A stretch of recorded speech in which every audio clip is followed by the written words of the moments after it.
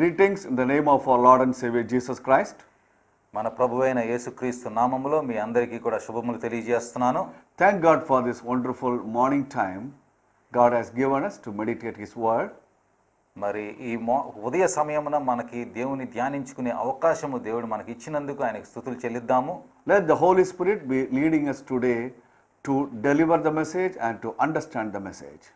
పరిశుద్ధాత్మ మనల్ని వాక్యం అర్థం చేసుకుంటానికి మేము కూడా అదే విధముగా వాక్యాన్ని మీకు అందించడానికి తోడ్పడే విధముగా ప్రార్థన చేద్దాం. Today we are going to have a meditation on the topic ఈ రోజు మనము ధ్యానించబోయే అంశము Scripture first. వాక్యము ముందు. Scripture first is the lesson for every Christian today. ఈ ప్రస్తుత పరిస్థితుల్లో ప్రతి క్రైస్తవునికి కూడా వాక్యం అనేది ముందు పెట్టుకోవాలి, అది ముఖ్యము అన్న విషయము గమనించాలి. Today also we will meditate on God's words so that we will learn once again the importance of Scripture of God in the Bible. మరొకసారి మనము దేవుని వాక్యాన్ని ధ్యానించి దేవుని వాక్యానికి ఏ విధంగా మనం ప్రాముఖ్యత ఇవ్వాలనేది గమనిద్దాము. Let's pray. ప్రార్థన చేసుకుందాం. Our precious Heavenly Father, thank you Lord for this wonderful morning time. పరలోకమందున మా తండ్రి, ఈ ఉదయ కాలంలో మాకు ఇచ్చిన మీ అవకాశాన్ని బట్టి స్తోత్రములు. Bless this time of meditation. ఈ ధ్యాన సమయాన్ని మీరు ఆశీర్వదించండి. Bless both of us to deliver your message to our people. మీ వాక్యాన్ని మేము మీ పిల్లలకి, మీ జనాంగానికి అందించే విధముగా మమ్మల్ని ఆశీర్వదించండి తండ్రి. Let your name be glorified. మీ నామము మహింపరిచే విధముగా, Let your name be exalted. మీ నామము మహింపరిచే విధముగా, And your name be glorified throughout.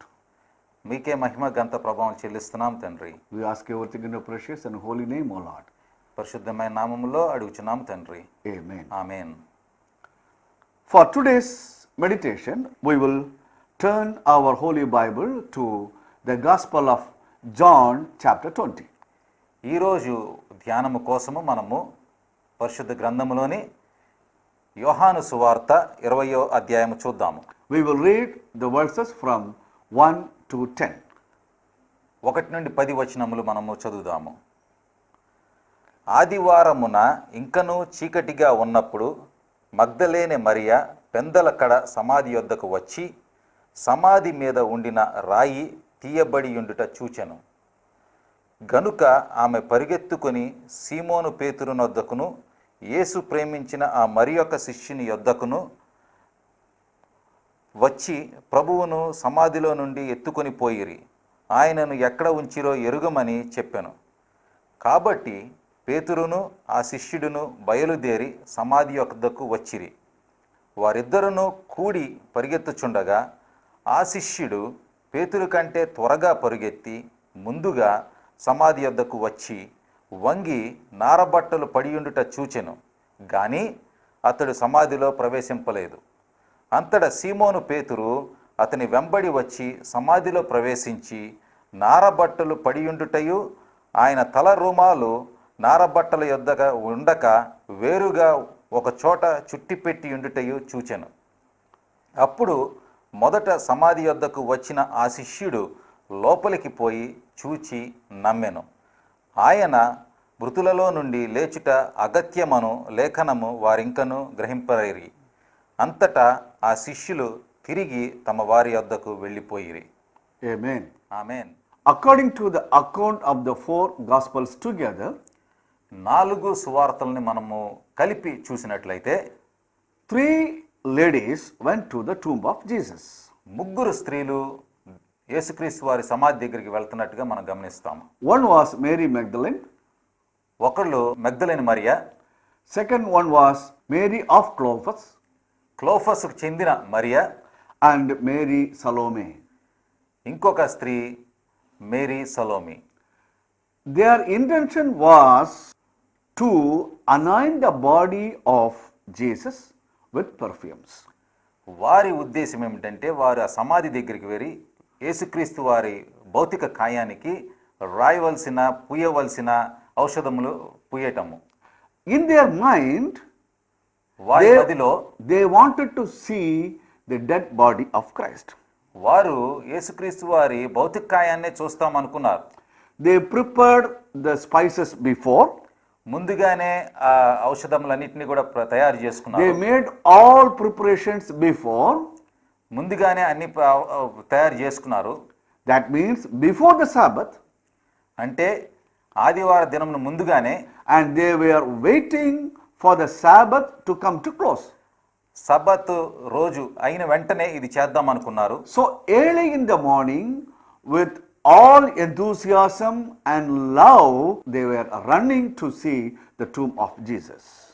కనుక ఆ రోజు ఉదయాన్నే వారు ఎంతో ఉత్సాహముతో దేవుని పట్ల, యేసుక్రీస్తు వారి పట్ల ఉన్న ఆ ప్రేమతో వెళ్తూ ఉండారు.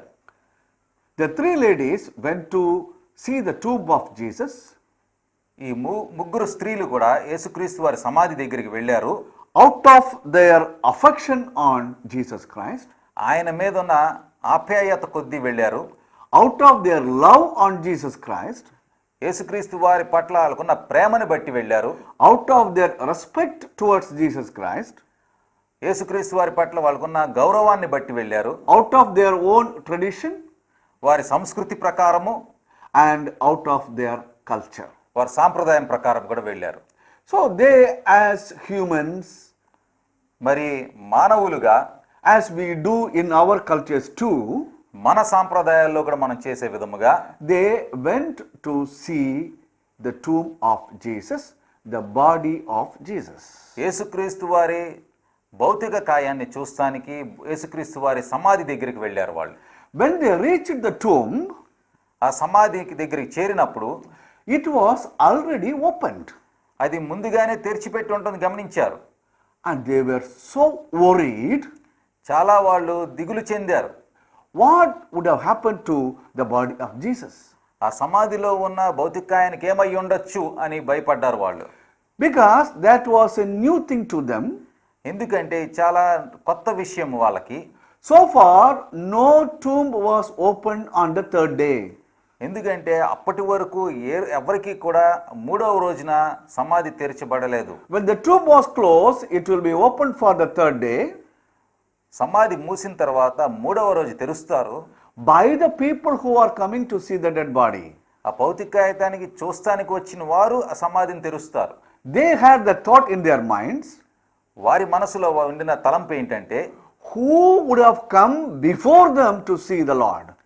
వారికన్నా ముందు ఎవరొచ్చి యేసుక్రీస్తు వారిని చూసుంటారు, భౌతిక కాయాన్ని చూసుంటారు అని చెప్పి. So much anxiety, they were going near the tomb.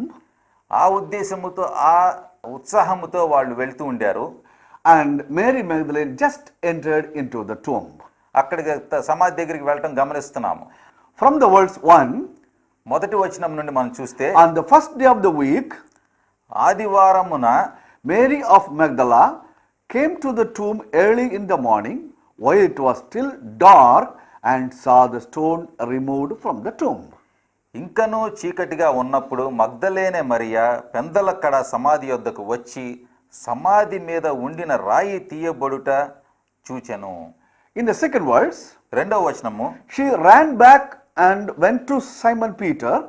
ఆమె పరిగెత్తుకొని సీమోను పేతురు నొద్దకు, యేసు ప్రేమించిన మరి ఒక శిష్యుని యొద్దకు వచ్చి, ప్రభువును సమాధిలో నుండి ఎత్తుకొని పోయిరి, ఆయనను ఎక్కడ ఉంచిరో ఎరుగనని చెప్పాను. And they were crying and complaining to the disciples.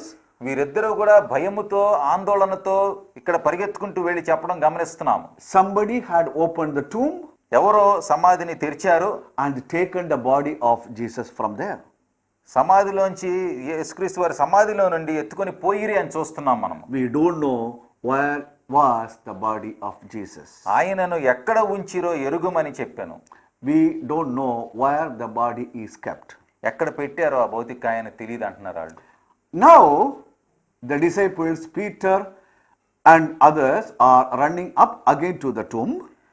ఇప్పుడు మనం గమనించినట్లయితే పేతురు మరి యొక్క శిష్యుడు ఇద్దరు కూడా సమాధి వద్దకు పరిగెత్తుకెళ్ళటం చూస్తున్నాము. John was running ahead of Peter. మరి యోహాను పేతురు కన్నా ముందు పరిగెత్తుతూ ఉండాడు. And he peeped into the tomb. ఆ సమాధిలోకి తొంగి చూసి, and all the clothes of Jesus were neatly packed and placed on the head and leg side of the body of Jesus Christ. మరి అక్కడ అతను గమనించింది ఏంటంటే ఆ నార బట్టలు చక్కగా మడత పెట్టబడి యేసుక్రీస్తు వారి యొక్క తల దగ్గర ఆయన యొక్క కాళ్ళ దగ్గర పెట్టి ఉండటం గమనిస్తున్నాడు. Later Peter is arriving. తర్వాత పేతురు అక్కడికి చేరుతున్నాడు. He goes into the tomb పేతురు సమాధిలోనికి వెళ్ళాడు. and saw there was no body of Jesus Christ. అక్కడ మరి సమాధిలోకి వెళ్ళిన తర్వాత యేసుక్రీస్తు వారి భౌతిక కాయం లేదని తన కూడా గమనించాడు. So the disciples group and the ladies group అంటే పురుషులు స్త్రీలు came to the solution. వాళ్ళు వచ్చిన ఒక నిర్ణయం ఏమిటంటే His body was not there. అక్కడ సమాధిలో ఆయన భౌతిక కాయం లేదు. They were astonished. వాళ్ళు ఆశ్చర్యపోయారు. They were worried. మరి దిగులు చెందుతుండారు. They were amazed. కొంచెం ఆశ్చర్యం కూడా కలిగింది వాళ్ళకి. How this would happen. ఎలా జరిగింది అనేది వాళ్ళకి చాలా ఆశ్చర్యం కలిగింది. And they were investigating. దాన్ని ఆలోచిస్తూ ఉండారు. With others. మిగతా వాళ్ళతో అక్కడ చర్చిస్తూ ఉండారు. And the people around. మరి అక్కడ మిగతా వాళ్ళు కూడా చేరి ఉంటారు. ఆ సమయానికి వాళ్ళతో కూడా చర్చిస్తూ ఉండారు. Who has taken his body?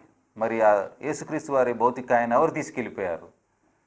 Still they cannot understand what Jesus told about his death and his resurrection. అప్పటి వరకు కూడా వారికి మళ్ళీ జ్ఞాపకము రాలేదు యేసుక్రీస్తు వారు చెప్పిన విషయములు. ఆ మరణము గురించి పునరుద్ధానం గురించి ఆయన చెప్పిన విషయంలో వాళ్ళకి గుర్తుకు రాలేదు. As we are humans, మానవులుగా we always think about the things of this world. ఈ లోకానికి సంబంధించిందే మనం ఆలోచిస్తూ ఉంటాము. Normally we don't think about the spiritual things what we are being taught.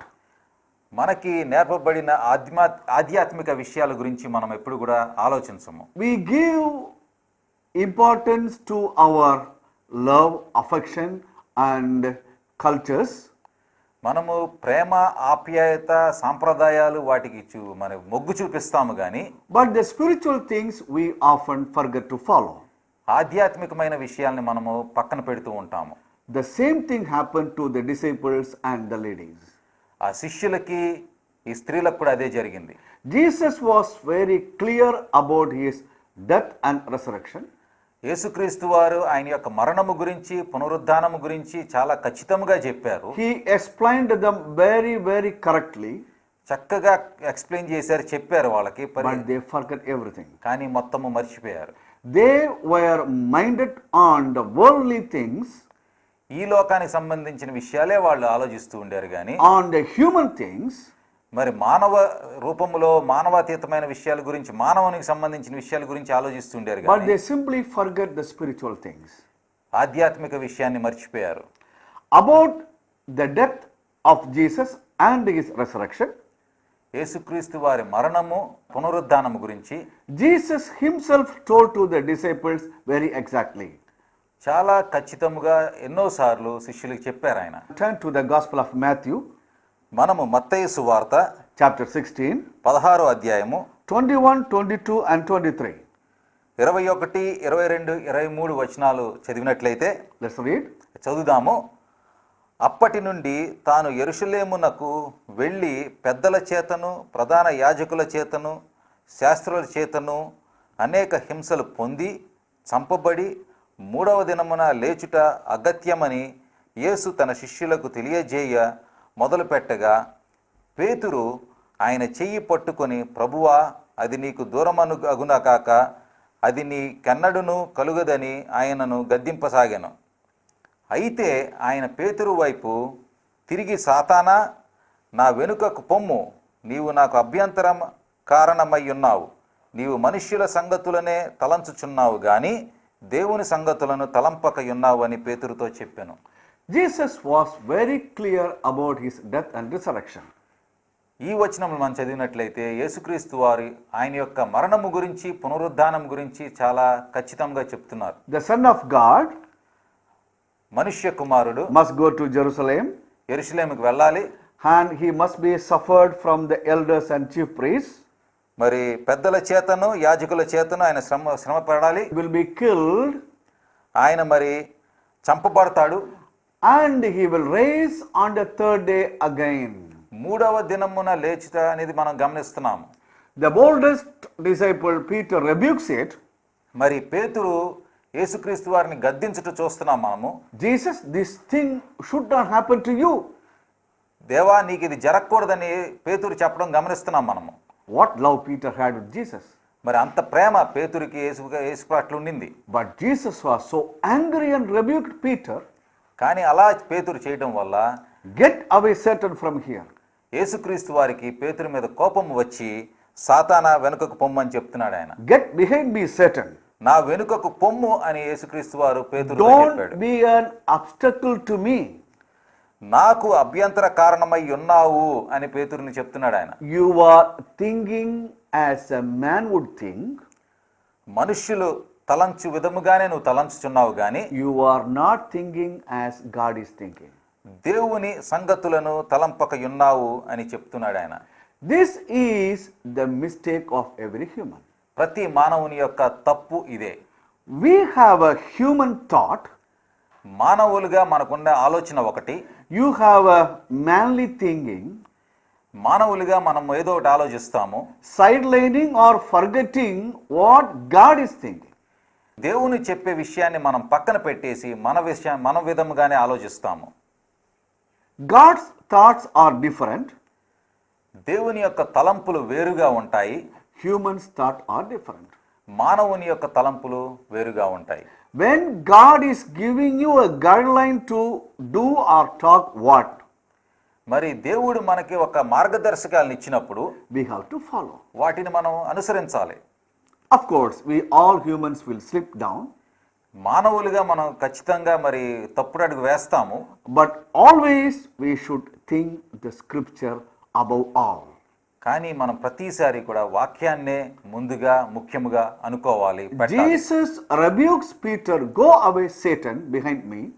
మరి యేసుక్రీస్తు వారు పేతుర్ని ఇక్కడ గద్దించటం మనం చూస్తున్నాము. You are thinking like a human. పేతుర్ని ఆయన నా వెనుకకు పొమ్ము, నీవు మనుషుల సంగతుల్ని తలంచుచున్నావు. You are not thinking what God is thinking. దేవుని సంగతులను తలపక ఉన్నావని పేతురుతో చెప్తాం గమనిస్తున్నాం మనము. Peter forget everything.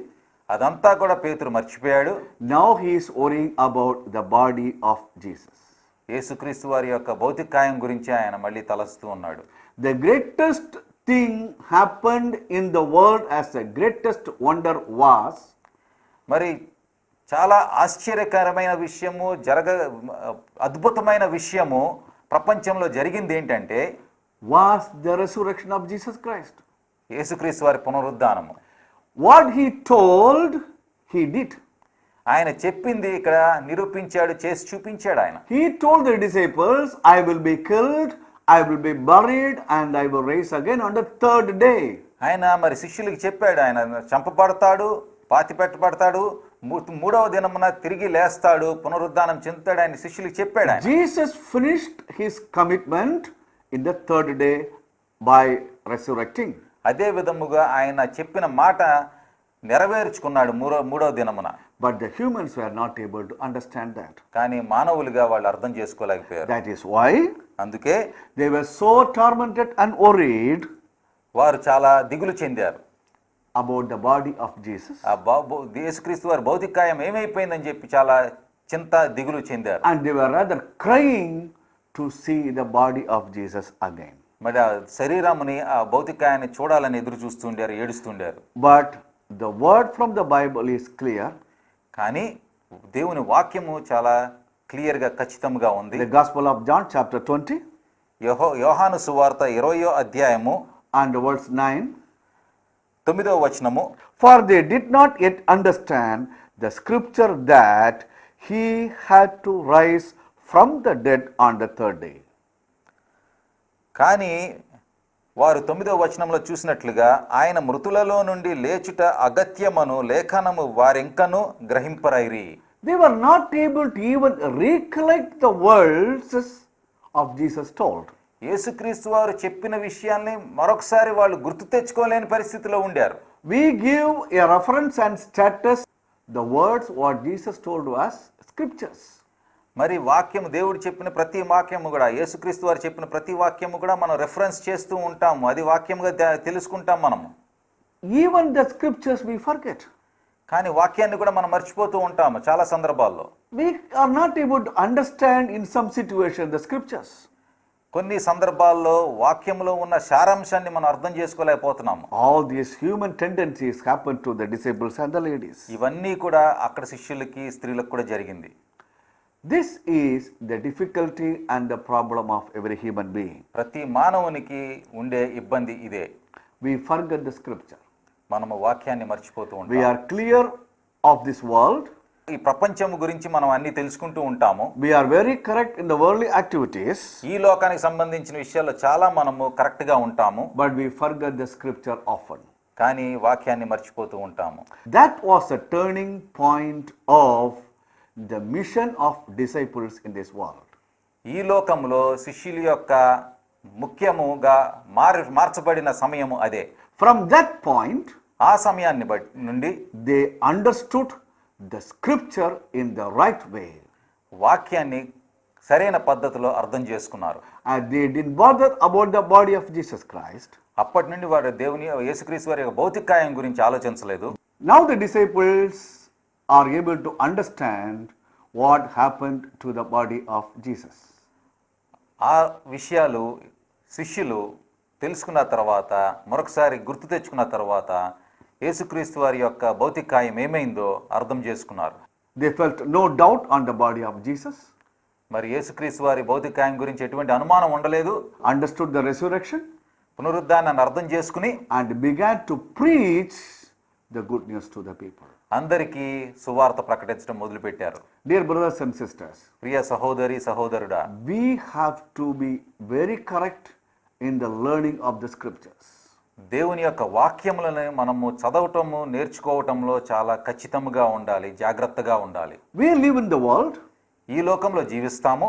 We are constrained with so many things of this world. ఈ లోకంలో ఉన్న చాలా విషయాలను బట్టి మనము కొన్ని పనులు చేయలేకపోతూ ఉంటాము. Our answer and our solution of this world is in the scriptures. ఈ లోకంలో మనకి జరిగే విషయాలకి సంబంధించిన సమాధానము జవాబులు వాక్యములో ఉన్నాయి. In all our difficulties and in all our losses, అన్ని కష్టాల్లో కూడా ఇబ్బందుల్లో కూడా we have to remember the scriptures. వాక్యాన్ని మనము గుర్తు తెచ్చుకోవాలి. That will give you the solution and solace. అదే మనకి నెమ్మది, సమాధానము, జవాబు ఇస్తుంది. Disciples and the ladies were so worried about the body of Jesus Christ. శిష్యులు, స్త్రీలు కూడా దేవుని యొక్క యేసుక్రీస్తు వారి యొక్క భౌతికాయం గురించి చాలా వరి అవుతూ ఉండారు, చింతిస్తూ ఉండారు. Because they were not able to remember the scriptures of the Bible. మరి వాక్యం వాళ్ళకి గుర్తుండలేదు కాబట్టి వాళ్ళు చాలా చింతిస్తూ ఉండారు. They forgot the scriptures what Jesus told to them. మరి యేసుక్రీస్తు వారు చెప్పిన విషయాలను వాళ్ళు మర్చిపోయారు. When they remembered the verses, మరి ఆ వాక్యాలు వాళ్ళకి గుర్తొచ్చినప్పుడు, when they remembered the scriptures, పరిశుద్ధ గ్రంథములోని వాక్యంలో what తెలుసుకున్నప్పుడు, Jesus told them about this resurrection, పునరుద్ధానము గురించి యేసుక్రీస్తు వారు చెప్పిన విషయాలు గుర్తొచ్చినప్పుడు they believed that Jesus was resurrected. పునరుద్ధానము యేసుక్రీస్తు వారు చెందారని వాళ్ళు గ్రహించారు. Let us also understand the scriptures in the right way. మనము కూడా వాక్యాన్ని సరైన పద్ధతిలో అర్థం చేసుకుందాము. It is not the world which teaches, ఈ లోకము కాదు మనకి నేర్పేది, it is the Holy Spirit who teaches us the scriptures. పరిశుద్ధాత్మ మనకి నేర్పిస్తుంది. Let us not follow this world, ఈ లోకాన్ని మనము వెంబడించద్దు, let us follow the scriptures. వాక్యాన్ని వెంబడిద్దాము. That will lead us to the exact destination in this life. మన గమ్యాన్ని కరెక్ట్గా ఈ వాక్యము చేరుస్తుంది మనల్ని. Jesus told and he resurrected. చెప్పిన విధముగా యేసుక్రీస్తు వారు పునరుద్ధానం చెందారు. And all the scriptures written in the Bible are yes and amen. పరిశుద్ధ గ్రంథంలో వ్రాయబడిన ప్రతి వాక్యము కూడా ఎస్ అండ్ ఆమేన్ గా ఉన్నాయి. All will happen in our life too. మన జీవితంలో కూడా అన్ని జరుగుతాయి. Let us firmly attach to the scriptures of the Bible. పరిశుద్ధ గ్రంథంలోని వాక్యాన్ని మనము ధ్యానం చేస్తూ వాటి మీదే మనము ఆధారపడి ముందుకు సాగుదాము. That will give us happiness and blessings. అదే మనకి సంతోషాన్ని, ఆశీర్వాదాలను కలుగజేస్తాయి. Let us not stick to this world. ఈ లోకానికి మనం వెంటపడద్దు. Let us stick to the verses of the Bible. దేవుని యొక్క వాక్యానికి అంటిపెట్టుకుని ఉందాము. Let us not follow the fashion of this world. ఈ లోకం యొక్క పద్ధతులు మనము అనుసరించొద్దు. Let us follow the scriptures. వాక్యాన్నే మనం అనుసరిస్తాము. May God bless us all. దేవుడి వాక్యాన్ని దీవించును గాక. Amen. ఆమేన్.